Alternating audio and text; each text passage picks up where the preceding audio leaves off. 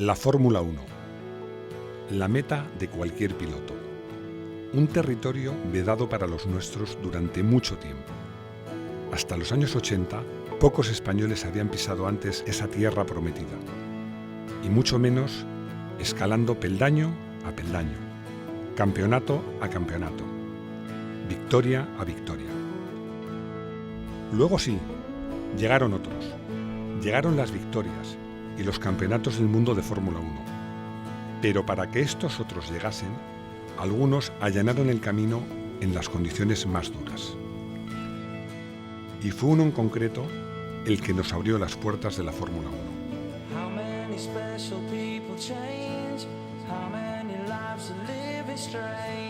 Hoy, en Personajes, Luis Pérez Sala. Luis Pérez Sala tiene el honor de poder contarse entre los pocos pilotos que se han sentado a los mandos de un Fórmula 1.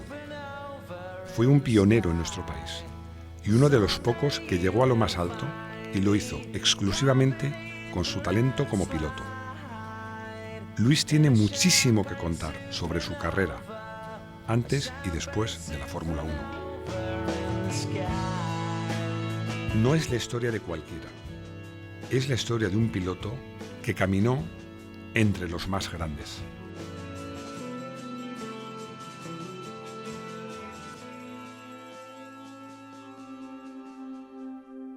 Luis Pérez Sala Valls Taverner nació en 1959 en Barcelona. Apellidos casi aristocráticos para alguien que estaba llamado a hacer grandes cosas en el mundo del automovilismo. Tras unos años de aprendizaje en los karts, el momento de correr con los coches de verdad no se haría esperar.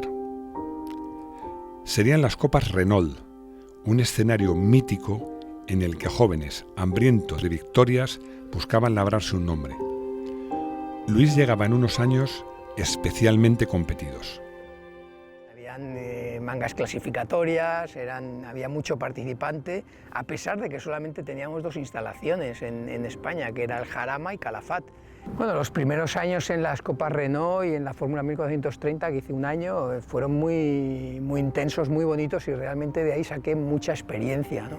Eran años en los que ibas a correr, en los que la verdad es que los premios que habían por participar eran importantes, te permitían poder hacer el campeonato de una forma ajustados con los presupuestos, y ahí pues aprendí mucho, porque al principio me acuerdo que era difícil clasificarse, después nos fuimos clasificando y ya el cúmulo, o sea, donde más, y eso fue lo que me permitió poder seguir compitiendo, fue el campeonato que hice en el 1980, que gané la Copa Renault, que en aquel momento era el campeonato más importante que había en España.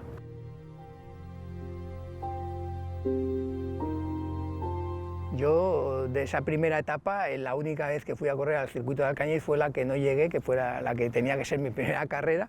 Íbamos unos amigos que me acompañaban para poder disfrutar del fin de semana. En aquella época ibas con el coche de carreras a las carreras, y yendo por la autopista me acuerdo que primero se nos rompió el coche de unos amigos, íbamos en dos coches.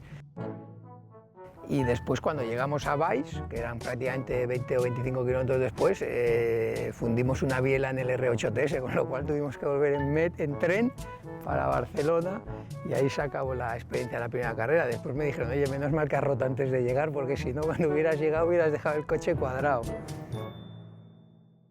El campeonato de 1980 suponía el primer peldaño de muchos por subir. España se le quedaba pequeña, y el siguiente paso no podía ser otro que dar el salto a Europa. Sin embargo, en el deporte del automóvil, el talento no siempre es suficiente para sacar adelante un proyecto. El camino que venía después para salir de España era muy complicado, era casi imposible. Selex hacía un coche para la Fórmula 3, y era un privilegio, pues veía a Miguel Molons, que corría con el Selex. Después se fue la época que también participaron Luis Cano Manuel y Fermín Vélez con el equipo nacional de Fórmula 3, pero aquellos años se fueron apagando, y vino Adrián Campos también, que cogió el proyecto de Selex, lo adoptó para Videsa, y eso fue lo que le permitió a él seguir en la Fórmula 3. y nosotros pues no conseguíamos presupuesto. El camino más lógico y económicamente más viable era correr en la Fórmula 4 en Inglaterra, pero no conseguimos el patrocinio. En 1981 llegaría uno de sus primeros momentos de gloria, las 2 horas Renault 5 en el Jarama. Allí competiría formando equipo con Luis Villamil, hasta ese momento rival y anterior campeón de la Copa Renault. En 1981 solo pude hacer una competición, que fueron las 2 horas del Jarama justamente con Luis Villamil, y a partir de ahí que ganamos la competición, recuerdo que Emilio Zapico quiso formar un equipo, había estado corriendo ya el trofeo europeo del Alfa Sud y quiso crear un equipo español, y en el que cogió a los 2 últimos ganadores de la Copa, en el que fue Luis Villamil en el 81 y Luis Pérez Sala en el 80. Y ahí pues nació esa posibilidad de ir a correr fuera de Europa. Luis Pérez Sala y Luis Villamil lograrían una victoria que marcó el comienzo de una etapa dorada para ambos. Luis Pérez Sala y Luis Villamil, una sociedad que tendría el máximo apoyo de los aficionados. Una relación forjada en la rivalidad primero y en la amistad después. Fueron los años de los Luises. Y fueron 2 años muy bonitos, de experiencias muy buenas, tanto con Zapico como con Villamil. Viajábamos siempre en coche, aprendimos a viajar por Europa, y era cuando tenías esa sensación de que ser español pues te sentías en inferioridad de condiciones con respecto a los europeos. Y fueron buenos tiempos para los Luises. Luis Pérez Sala llegaba a la última prueba del Campeonato Europeo, Alfa Sud Sprint, con el campeonato prácticamente en el bolsillo, y solo una extraña combinación de resultados podía privarle del título. Yo me desperté por la mañana pensando que iba a ser campeón de Europa, y después resultó que aquí se dieron todas las circunstancias en este propio escenario, en el circuito del Jarama, para que no fuera. O sea, incluso ya hasta Luis Villamil, que iba primero en la carrera, con lo cual eso me daba el título, hasta él pinchó, cosas que es difícil de ver en coches de carreras. En una trayectoria llena de victorias, las derrotas son un componente inevitable. Y eso me costó mucho superarlo, pero sí que es verdad que fue una experiencia que me ayudó, me ayudó para afrontar el futuro más fuerte. Es curioso, ¿no? O sea, los malos momentos sí que es verdad que te ayudan a crecerte y hacerte más fuerte para después superar y ir superando cosas poco a poco. O sea, que no solamente las victorias se aprende, sino yo diría que se aprende mucho más de las derrotas que a veces que de las victorias. Las portadas tuvieron que cambiarse a contrarreloj, pero los pasos atrás también sirven para coger impulso y para dar un nuevo salto, en este caso a lo desconocido. El paso de un turismo a un monoplaza de la Fórmula 3 suponía una evolución antinatural a la que hacer frente. Un verdadero reto. En el otro plato de la balanza, la posibilidad de superar un escalón más.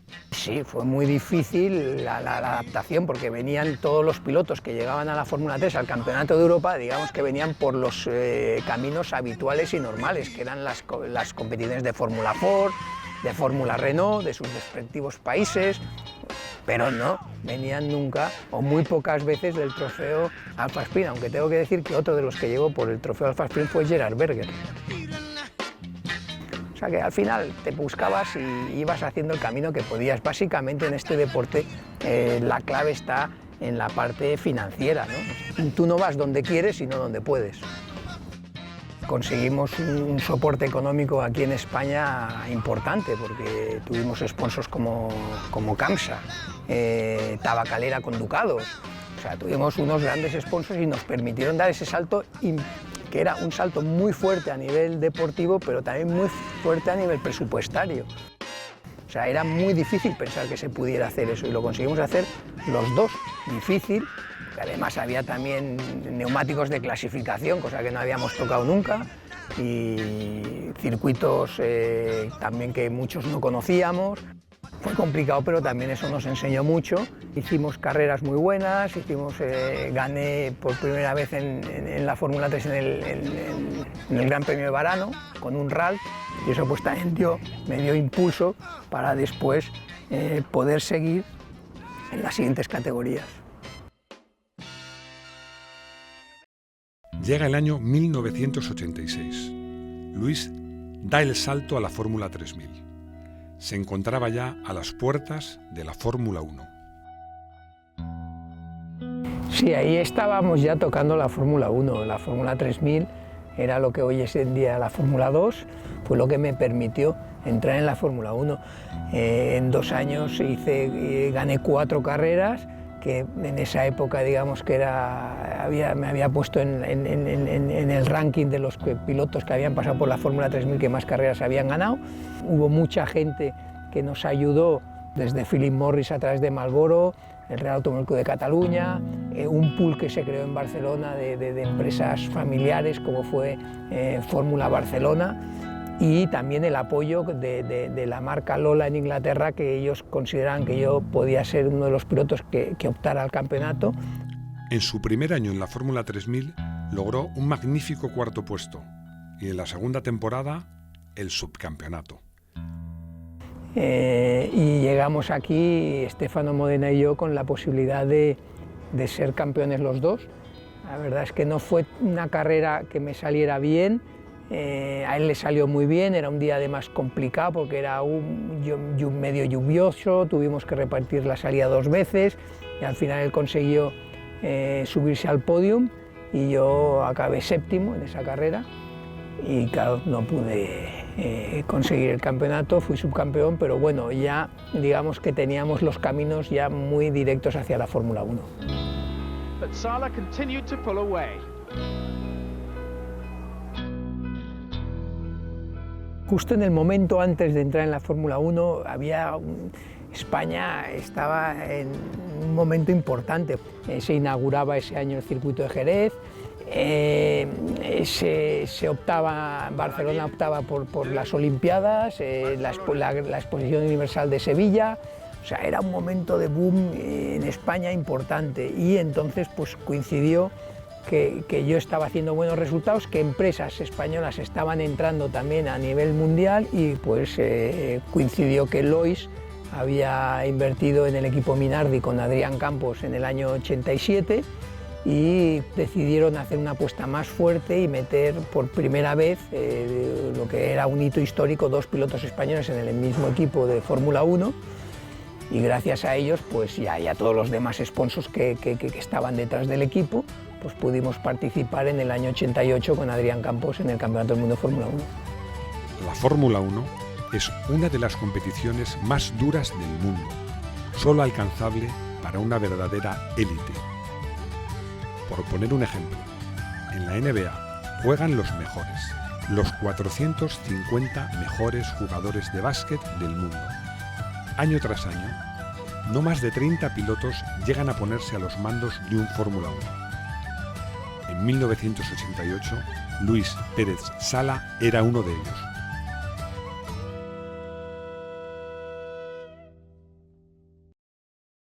Yo voy a ponerte un ejemplo. Me acuerdo que cuando probé el primer Fórmula 1 que probé en la época era un Fórmula 1 que había hecho Coloni y que me subí y que era un coche que era el peor Fórmula 1 que había en esa época. Y cuando me subí al coche dije, joder, qué bien va este coche. Lo que pasa que era lento comparado con los otros. En un mundo tan competitivo, cualquier ventaja puede marcar la diferencia. Luis siempre fue un piloto capaz de entenderse con su coche y sacar lo mejor de él.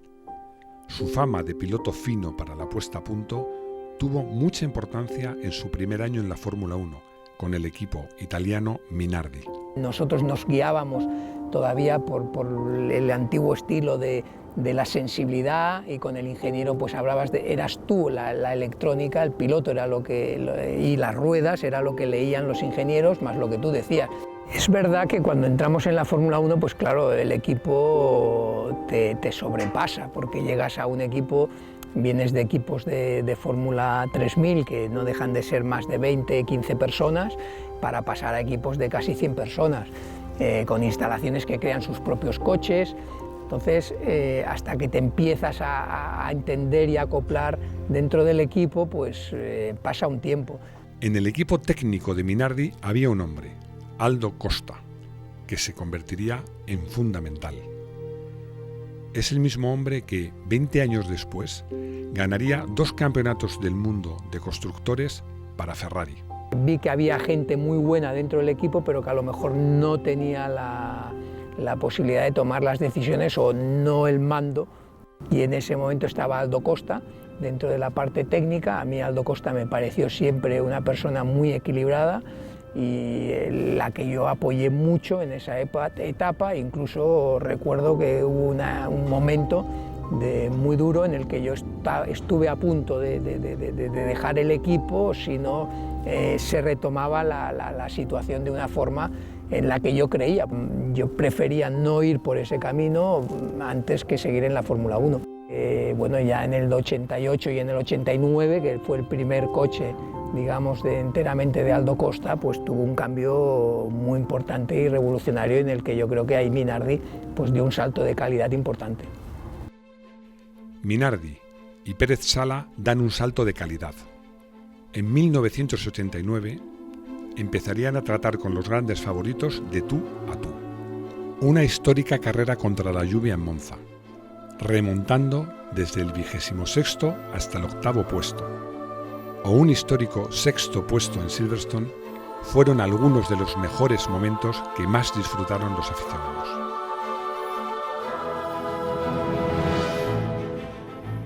Años intensos en los que la afición pensó que lo mejor estaba por llegar. No, creo que mi mejor carrera en la Fórmula 1 fue la del 6º Gran Premio de Inglaterra en Silverstone, porque fue muy complicado todo lo que teníamos alrededor. Estábamos en un momento en el que Minardi salía del top 10 de la clasificación si no entraba dentro de los puntos en esa carrera, y eso suponía mucho dinero que se dejaba de ingresar en el equipo. Me acuerdo que tuvimos que tomar decisiones estratégicas arriesgadas, y todo eso fue saliendo bien, y ese fin de semana salió perfecto porque Pierluigi Martini consiguió el 5º puesto y yo conseguí el 6º. And then the two Minardis, 5th and 6th, of Pierluigi Martini and Luis Sala. O sea que estábamos todos dentro del equipo felices, no era que uno hubiera conseguido y el otro no. Se pasó, fue posiblemente uno de los mejores días de Minardi y desde luego de los mejores días nuestros a ese nivel, ¿no? Deportivamente fue espectacular, y en España pues es gracioso que ahora con el tiempo, teniendo pilotos como los que tenemos ahora, con Carlos Sainz y con Fernando Alonso 2 veces campeón del mundo, que consiguen puntos pues un domingo sí y otro también, ¿no? Pues en aquella época, cuando yo conseguí ese 6º puesto, ¿cuándo había sido la última vez que un español había conseguido un punto? Y entonces se iban a la época de Paco Godia, que en 1959, cuando yo nací, imagínate. Entonces, claro, eran casi 29 o 30 años de diferencia. Y claro, eso fue un hito y un día muy importante pues, para nosotros, y también un día importante en España, aunque parezca mentira, solo fue un punto, pero fue así. Fueron momentos brillantes en un equipo con cierta inestabilidad. Conseguimos resultados buenos, pero también resultados malos. Y pues Minardi, digamos que yo las posibilidades que tenía de seguir en Fórmula 1 eran a equipos inferiores del equipo Minardi, ¿no? Entonces yo no lo vi eso, que era el camino que yo no quería estar en la Fórmula 1 yo no quería estar en la Fórmula 1 a toda costa, quería estar para ser campeón del mundo de Fórmula 1. Minardi decide hacer una reestructuración del equipo y Luis se queda fuera. 2 años en la Fórmula 1. Un paso breve, pero brillante. Es difícil escuchar una mala palabra de Luis hacia nadie. Por eso no contará que hubo un punto de inflexión en el que el equipo, enteramente italiano, cerró filas en torno a su otro piloto, el también italiano Pierluigi Martini. Bueno, el primer año empezamos Adrián y yo. A mitad de año Adrián, por diferentes motivos, pues decidió dejarlo, y entonces entró Pierluigi Martini, y bueno, no tuve al contrario, la cosa siguió evolucionando normalmente. Yo me sentía muy a gusto, yo he siento en familia dentro de Minardi, digo que además en Faenza, pues es parte de mi familia. 2 años en la Fórmula 1 y todavía una exitosa carrera por delante.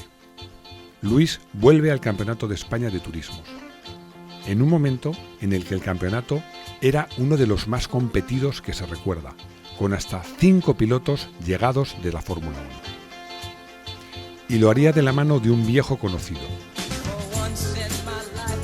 Luis Villamil en ese momento además estaba en la dirección de Alfa Romeo, pues me propuso correr el Campeonato de España y yo al final, que parecía la solución menos, que tenía menos calidad o menos cariz, yo decidí pues, que ya llevaba muchos años viajando, pero sobre todo también quería estar detrás de una marca, ¿no? Al final veías que la marca era lo que te daba un poco la estabilidad. Entonces Alfa Romeo, al proponerme esto, pues me gustó la idea y, bueno, y estoy encantado de haber tomado esa dirección ahora con el paso del tiempo. 2 campeonatos de España de turismos y el recuerdo entre los aficionados de su mítico portaaviones, el enorme Nissan Skyline. Son la huella de Luis en esta etapa como piloto. Pilotos de Fórmula 1 unos cuantos, con los que habíamos estado además luchando también en Fórmula 3, en Fórmula 3000, porque venía Capelli, Van der Poel, Caffi, Adrián estaba también, después estaba Gené, Villamil, era una época Albacete, era una época, bueno, y me dejó muchos otros pilotos, pero que era una época muy bonita, en la que realmente muy competido, los circuitos se llenaban, salían las carreras, se daban por televisión. Fue una época muy bonita, que duró hasta 1997, si no recuerdo mal. Cuando yo decido colgar el casco, que es otra de las características que a mí, pues realmente porque no tenía ya esa ambición por ganar, no tenía esa ambición por mejorar y tenía más ganas de formación y me empezaban a llamar la atención otras cosas que me interesaban más que el estar compitiendo para ganar. Y después, efectivamente, otra de las cosas que también se me pasó por la cabeza era el riesgo. O sea, que nadie piensa, pero el riesgo de que estás compitiendo y que estás asumiendo unos riesgos que los asumes encantados, pero que llega un momento que yo ya no los quería asumir. Y eso fue cuando en el 2008 pues yo decido, lo hablo primero con mi mujer y le digo que ha llegado el momento de colgar el casco. Un segundo puesto en su última participación cierra una gloriosa carrera deportiva. Luis Pérez Sala tomó la salida en 381 carreras. En una de cada 8 de ellas llegó a la meta el primero. Ahora tocaba pasar el testigo. Siempre me ha gustado la enseñanza, el poder un poco traspasar mi experiencia a los jóvenes pilotos, a la gente. Y eso pues es lo que se juntó con el programa que hizo el Circuito de Barcelona, programa de jóvenes pilotos que todavía hoy sigue activo, en el que han salido, nos han pasado pues más de 30 o 40 pilotos y en el que muchos han llegado, algunos a la Fórmula 1, como es el caso de Jaime Alguersuari, y otros pues al Campeonato Alemán de Turismos, como es el de mi sobrino Daniel Juncadella o el de Miguel Molina, ¿no? Tras su retirada como piloto, Luis Pérez Sala nos da una última sorpresa. Vuelve a la Fórmula 1. Esta vez como director del equipo Hispania Racing Team.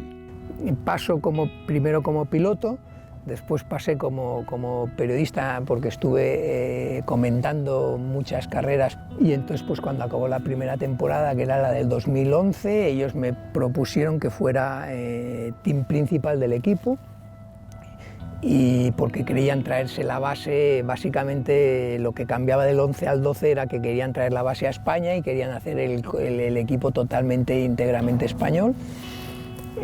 Y con una base en España, que fue en la Caja Mágica. Un epílogo agridulce marcado por la inestabilidad y las dificultades económicas. Hubo muchos momentos muy difíciles, pero que los fuimos superando y creamos un equipo de personas, yo creo, muy competitiva, muy buena. No pudo concretarse con el tiempo porque estuvimos ahí luchando mucho, era el momento de que las reglas estaban cambiando, era un momento en el que teníamos el motor atmosférico y pasaban a los motores híbridos, unos costos muy elevados, en el que todo lo que pensábamos que íbamos a poder hacer, íbamos a poder influir en la reglamentación, en el Pacto de la Concordia, dijeron que bueno, que eso era un problema que a ellos no les incumbía, que cada uno tenía sus problemas, y efectivamente cada uno tiene sus problemas, y entonces nosotros, pues al final, desgraciadamente, hablando con los propietarios, los inversores, decidieron que claro, que ese camino era inviable. Luis vive en sus carnes los inicios de una superprofesionalización que haría de la Fórmula 1 una categoría muy diferente a la que él conoció como piloto. Antes, no digo que no fueran tan buenos, pero que había más diferencias, como cuando te vas a ver cualquier competición, hay mucha igualdad.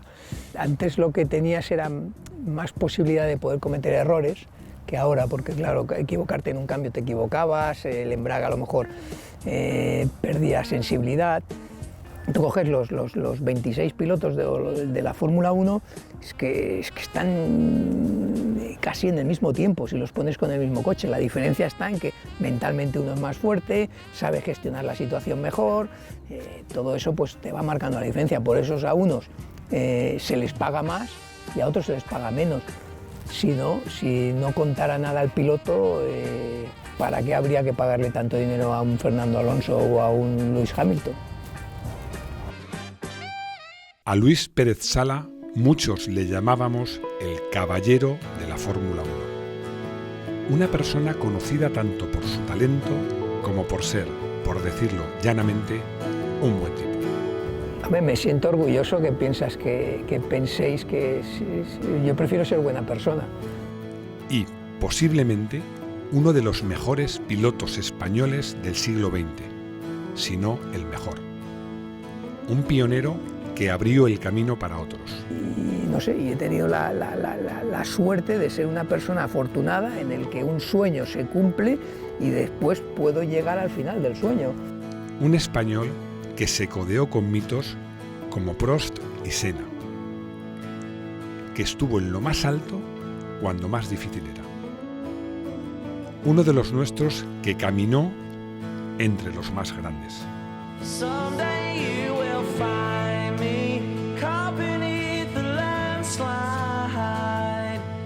Champagne supernova in the sky.